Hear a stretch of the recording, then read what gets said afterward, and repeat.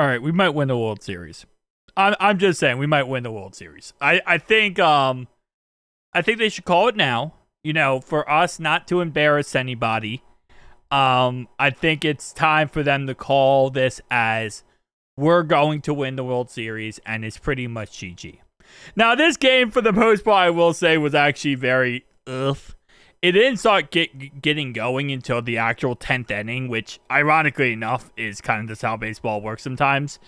Because we didn't score at all until the 9th, where we tied it up at the top of the 9th. And then we scored 4 runs in the 10th inning. So, yeah, it was 2-0 this whole entire game. And I'll be honest with you, I was kind of falling asleep halfway through this game. Because I was like, okay, this is going to be one of these typical games where nothing happens, we do nothing, and then bam. But I gotta keep reminding myself, this is not the old Reds. This is not the Reds of the last 15, 16, 17, 5, 6 years. This is a new Red squad. This is a Red squad who takes care of business, who finds a way at the very, very, very, very, very end of the game to just find a way to come back and not only win, but win in a decent margin and win the first game of the series, second game of the series. Man, second game of the series, I forgot because yesterday's game was 2-0. So, yeah, it was a rough game. But yeah, we finally took the lead, our first lead in the 10th inning, which shout out to the boys for that. But looking at this, Andrew, sorry about that. Something in my throat. Abbott, 5.1 innings pitched. He did allow 6 hits, 2 runs, 2 walks, and 2 strikeouts. 91 pitches. It's something we have seen now a lot from these guys, is the pitch count going higher and higher.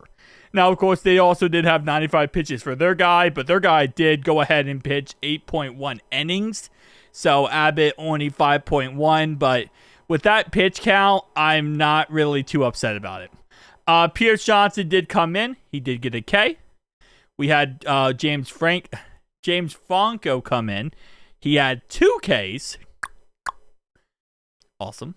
Pagan came in, did go ahead and get 2 Ks. And sadly, Ashcraft came in and did not get any Ks, which breaks my heart because you know a thing about me. I love Ashcraft. He's an absolute legend.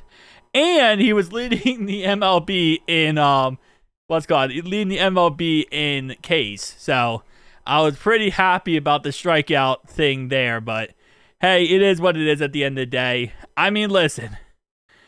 This is one of those typical games where the very, very, very, very end, you just sit there and you go, that's why I love baseball.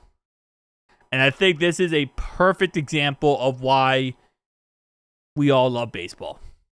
Because even though it is like watching paint dry for 90% of the game, you get frustrated, you get upset, you want to throw something.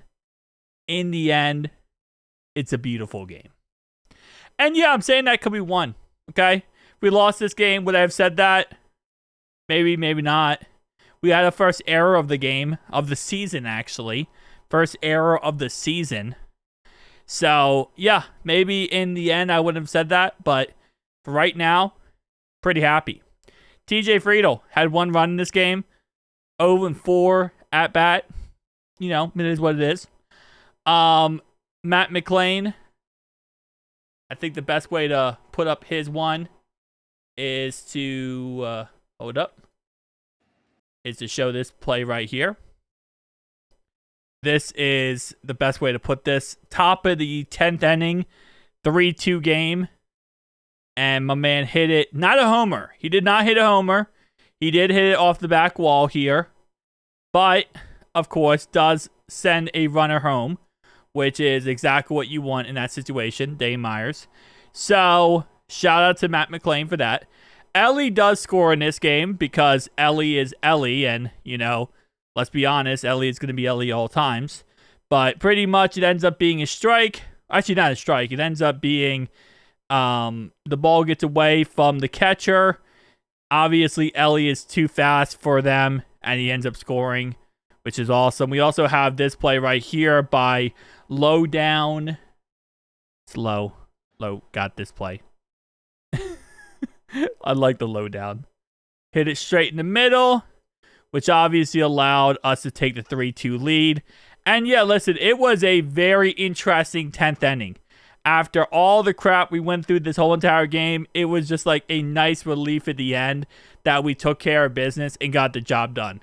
And I'll be honest with you, I've been kind of like, I don't say a naysayer, but I've been definitely a little bit more negative about like our offense.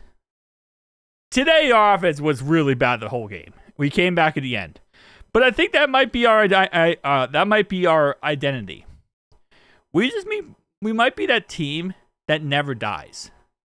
Like, even when you think we're dead, we're not dead. And maybe, every season, every team finds their identity eventually. Sometimes it's early on. Usually it's never this early. But usually it's early on. Sometimes it's early on. And sometimes it's late, Sometimes you wait till like June, July time to find your identity.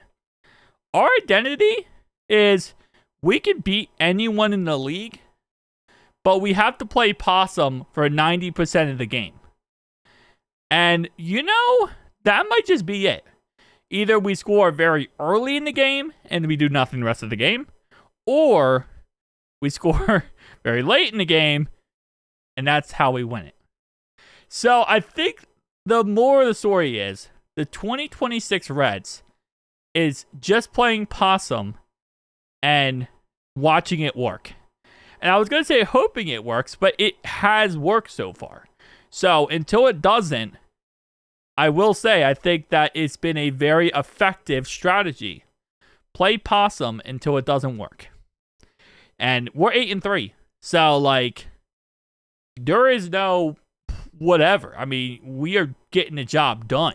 So we have 2 more games versus the Mariners here. And yeah, we're going to just get back to work and figure things out and take it one game at a time. But I mean, right now, going into the last 2 matchups that we won, they said we were going to get killed. Going into the, what was it, not the Pirates matchups, the Texas Rangers matchups, they said we're going to get killed. Every single time we play these games, ESPN's like, yeah, you guys are going to get killed. You guys are going to get destroyed. You guys are going to get annihilated. And we just play possum until it doesn't work.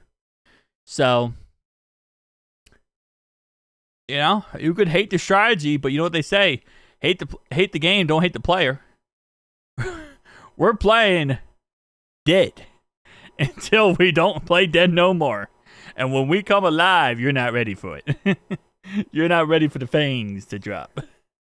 Oh, that's also gonna, mentally destroy our fans, and myself included, by the fans here.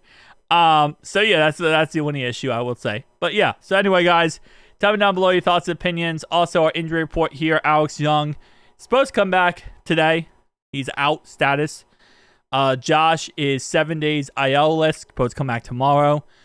Caleb Ferguson is supposed to come back April 10th. Nick Lodolo is supposed to come out the 18th. And Connor Burns is supposed to come out June 1st. And then we have Hunter Green like July sometime. So, yeah. Peace out, guys.